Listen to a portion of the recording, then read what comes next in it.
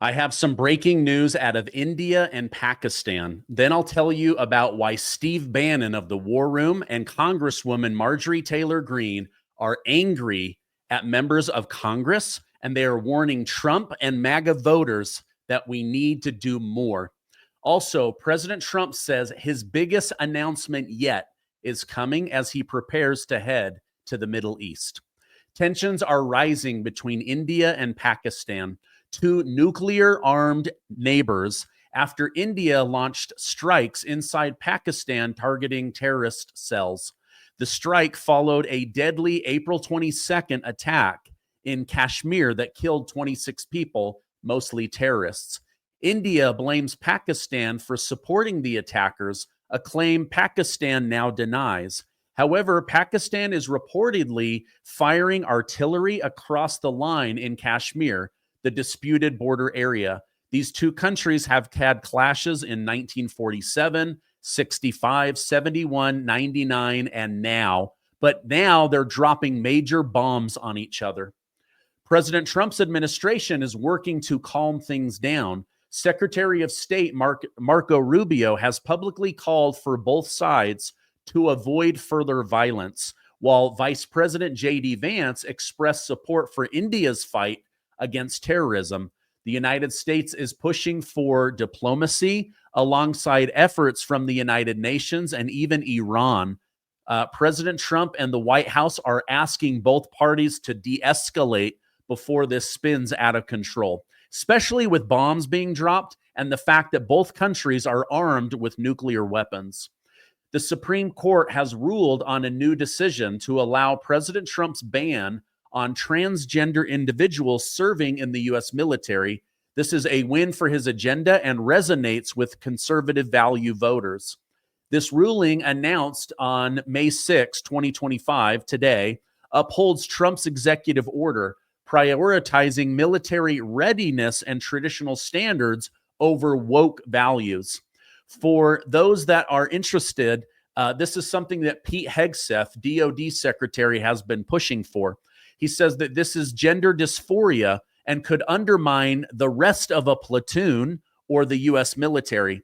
Now, the courts have said in the past, no, you have to allow people with transgenders to come in. Maybe you don't have to allow the surgery if it's being backed by the taxpayer.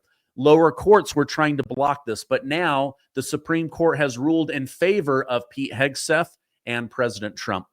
All right, this is a big deal. If you want arrests, you want justice, you want people to go to jail and be held accountable, listen up. The battle to confirm Ed Martin as U.S. Attorney for Washington, D.C. is at a critical flashpoint for conservatives aiming to advance President Trump's law and order agenda. Ed Martin, a Trump loyalist and former Missouri Republican Party chair, has strong support from conservative figures like Steve Bannon, Charlie Kirk, Senator Rand Paul, and Marsha Blackburn. They argue Ed Martin is essential for combating DC crime wave and upholding the deep state and holding the deep state accountable, especially after his interim tenure saw probes into Democrats and the firing of prosecutors connected to the January 6 cases. Charlie Kirk warned on X that if Ed Martin isn't confirmed by May 20th, Judge James Boasberg, the guy going against Trump every chance he can, a perceived Trump adversary, could appoint a replacement.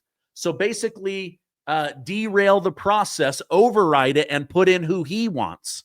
Now, Steve Bannon, Charlie Kirk, and others, they are saying if you want the cesspool in Washington, D.C. to be cleaned out, then Ed Martin must be confirmed. However, barriers abound. Republican Senator Tom Tillis of North Carolina, a key Senate Judiciary Committee member, opposes Ed Martin and Donald Trump, citing that he thinks that Trump was in the wrong for dismissing the cases against January 6 defendants. Now, Tom Tillis announced today that when it comes to Martin's nomination, he and other Republicans that are remaining silent will battle to block Ed Martin from being put into office. Now, Democrat-led Senator Adam Schiff has placed a hold on Martin's nomination, calling him unfit to serve, pointing to his Stop the Steal advocacy and Russian TV appearances. Conservative ex-posts from Charlie Kirk and Warlord Dilly have urged grassroots pressure to be put on Tom Tillis and other rhinos in order to get him through. Now, this is not going to be an easy fight for Trump, MAGA, or Republicans, and it could actually be rhinos that sink getting Ed Martin into office. Now, listen to what Democrats are saying and doing in order to block this confirmation. Democrats led by figures like Adam Schiff and Jamie Raskin fiercely oppose Ed Martin's confirmation as U.S. Attorney of Washington, D.C. They say that he is unqualified. They will do everything they can to block. Jamie Raskin demands the FBI and the DOJ now investigate Ed Martin for having an opinion about the January 6th situation. Senator Dick Durbin and Alex Padilla, alongside 100 former prosecutors, have labeled Ed Martin unfit, say that this is politically too hot and he should not be put in. Rejecting Ed Martin is rejecting the Trump agenda, and they're going to do everything they can to get that stopped. Now, there is another big fight, and Steve Bannon is putting a spotlight, in fact, a microscope on it with Congresswoman Marjorie Taylor Greene. They're pointing out that Republicans doing nothing is hurting President Trump more than Democrats doing something. I'm going to play the clip and react to it. It's really, really insightful. But first, let me take 45 seconds to tell you about our sponsor. Tax day has passed, and for millions of Americans, the real trouble is just beginning. If you miss the April 15th deadline or still owe back taxes, the IRS is ramping up enforcement against you. Every day you wait is making things worse. With over 5,000 tax liens being filed every day and tools like property seizure, bank levies, and wage garnishment, the IRS is applying pressure at a level we haven't seen in many years. Increased administrative scrutiny means collections are moving fast. But I have good news for you. I want you guys to give my friends at Tax Network USA a call. They've helped people save over $1 billion because they understand how to work with the IRS. So whether you're self-employed or a business owner or you're an individual doing this on your own, you need to work with the specialists at Tax Network USA. Clean up the financial chaos, get the IRS off your back, do it, and do it right now. Again, they've helped save over $1 billion. You can call them at 800-958-1000 or visit tnusa.com/Gardner. You may have missed April 15th, but you haven't run out of options. Tax Network USA can absolutely still help you. All right, now listen to what Steve Bannon and Congresswoman Marjorie Taylor Greene expose about how Republicans are actually hurting Trump more than Democrat leaders. Listen to this. Tell you what a big deal that is, Steve. In Joe Biden's first 100 days, Nancy Pelosi got 11 bills to his desk, and that included the Democrats' reconciliation bill. They had it done in the first 100 days. President Trump's first 100 days, Steve, we got 5, and we got a CR. A Biden Democrat CR to President Trump's desk that he should have never been forced to endorse, and I should have never been forced to have to vote for. We're going to have a $2 trillion deficit this year, fiscal year, because we're off of Biden's numbers. I want to go back. Of the 130-some executive orders, which will leave whenever President Trump, which will go, the next president has the ability to either enforce them or tear them up. You're saying you want to see those codified. You have not seen any movement in the House to codify most of his executive orders. That's right. We have a Republican-controlled House. We have a Republican-controlled Senate. Now, we do have the 60 vote problem in the But Senate. is it no interest in at least in the House, you can get this rolling, The right? House, And make it a political issue. If every Republican understands the mandate in the House, they should have no problem voting for all these executive orders. After all, this is what we campaigned on. This is key. This is my point. That's the separation No between excuses. President Trump's action coming from the executive, not followed up by the legislative. Every single one of President Trump's orders, executive orders, are temporary unless the House and the Senate codifies them into law. Every single one of them are temporary. Every single thing we fought for the past 4 years, every single dollar donated, every single door knocked, every single vote cast will be thrown away unless Republicans codify these things into law. Let's go to the money side. President Trump and I was with the CRA guys over the weekend, and they're not going to go forward with impoundments because the House says we're going to do rescissions first. Where are the rescissions? I haven't seen them. Here's the situation. Rescissions, there's no excuses. Pass the House, and you need only a majority in the Senate. You only have 51 votes. That's not a 60-vote margin. Right. Rescissions are easy. And we could have hundreds of billions of dollars of rescissions right now, correct? That's right. We could easily do that, and America supports Doge. Americans support this. So this there's is no a no-brainer. action coming from the House at all to codify those cuts? I haven't seen them. I held an explosive hearing as the chair of the Doge Committee. Yeah. Absolutely. On NPR and PBS. We should have seen a rescission the very next week. President Trump had to write an executive order defunding NPR and PBS. This is a no-brainer. Why haven't we seen that voted on in the House floor? Why haven't we seen that go to the Senate? What came off of your committee, it seemed like House could just turn around and just do it. President Trump's head blew up everybody's when they saw it. Yeah. That's why he waited long enough and finally said, I'll sign an executive order. And do you know what people across the country would have done? Good job, Republicans. Thank you. Finally. But we got nothing. All right. Now, isn't that crazy? I 100% agree with this. If members of Congress, Republicans that control the majority, don't get the process rolling, none of what Trump is doing is going to be permanent. An executive order has to be confirmed down the road. And right now, Republicans aren't doing anything. All of the good that Doge is doing, none of it is permanent. It could all roll backwards, right? Like they've been pushing this boulder up a hill, but if Republicans don't grab it and pull it down the backside, it's just going to roll back and crush Trump and Elon Musk and Doge and all of the good work that has been done.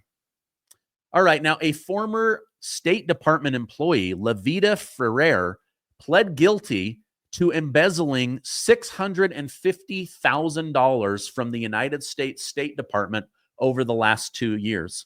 She faces 10 years in prison and a $657,000 fine. Here's what she was doing. She issued over 60 checks to herself and 3 checks payable to other individuals. She printed and signed the checks and then deposited all 63 of them, putting $657,000 into her own bank account. Her excuse, life under Biden got expensive. So what did she do? She stole from the American taxpayer.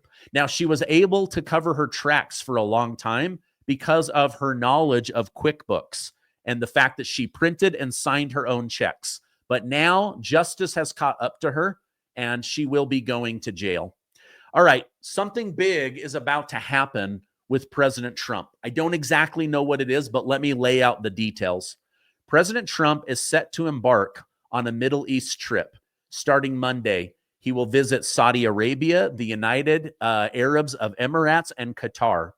Ahead of his departure, he hinted at a major announcement, calling it one of the most significant in years, not from what he's done, but in years.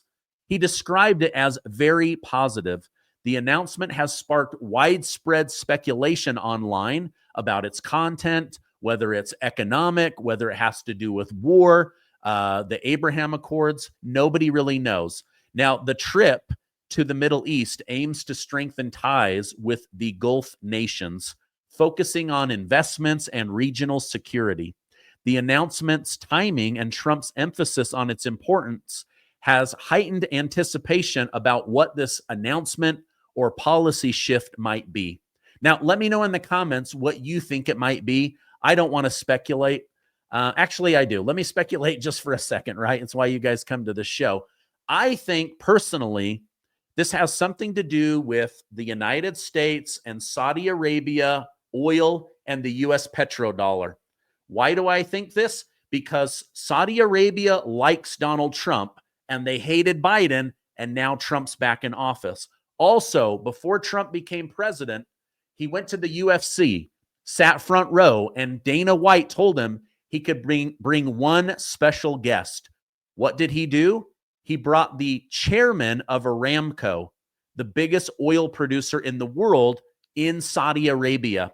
So I believe this has something to do with protecting the hegemony of the US dollar as the world reserve currency, the petrodollar, security guarantees. I also think this could have something to do with the Abraham Accords, which Donald Trump was supposed to win a Nobel Prize for.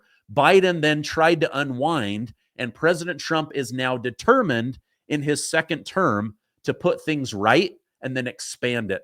Trump wants peace with the Middle East, and he wants our relationship to be based on business, not religion and not war. Now, President Trump did hint that this is the biggest announcement in years, but he then made an announcement which was crystal clear. Things between the Yemens and the Houthis and the United States and Israel are over. Check this out. We had some very good news last night. The Houthis have announced that they are not, or they've announced to us at least, that they don't want to fight anymore. They just don't want to fight. And we will honor that. And we will stop the bombings. And they have capitulated. But more importantly, we will take their word. They say they will not be blowing up ships anymore. And that's what the purpose of what we were doing. So that's just news. We just found out about that. So I think that's very, very positive. They were knocking out a lot of ships going, as you know, sailing beautifully down the various seas. It wasn't just the canal. It was a lot of other places. And I will accept their word, and we are going to stop the bombing of the Houthis, effective immediately. And Marco, you'll let everybody know that. Okay, now this is a really, really big deal, and I'm really grateful to hear that the Houthis have raised the white flag and conceded. They do not want war anymore, and neither does Iran. So the U.S.-Iran war just cooled. The U.S.-Yemen war just cooled. And I think some of this has to do with the fact that Yemen earlier this week decided to bomb Israel's airport. So what happened? The United States gave the green light, and Israel dropped 50 bombs on Yemen's biggest seaport. I mean, it absolutely destroyed the area, the seaport, vessels, docks, everything. Really, really bad. So they're now raising the white flag saying, okay, we're done. We want to be done with this. So that's some really, really great news. All right, please, in the comments before you go, let me know, what do you think this big announcement from Trump is? He says it's the biggest in years. Also, what do you guys think of the U.S.-Yemen battle situation coming to an end and peace potentially coming back to the Middle East? What do you guys think about Steve Bannon and his calling on Republicans to do more, to triple down, to push forward the Trump agenda? Also, can we get this war between Pakistan and India cooled immediately? That's what Marco Rubio and Trump are going to be working on next. All right, I love you guys. Thank you for letting me be your source of news and truth. If you could, give this video a like. Also, hit that subscribe button. We're almost to 2 million amazing truth seekers. Thank you so much. Stay amazing, and I will see you on the next video.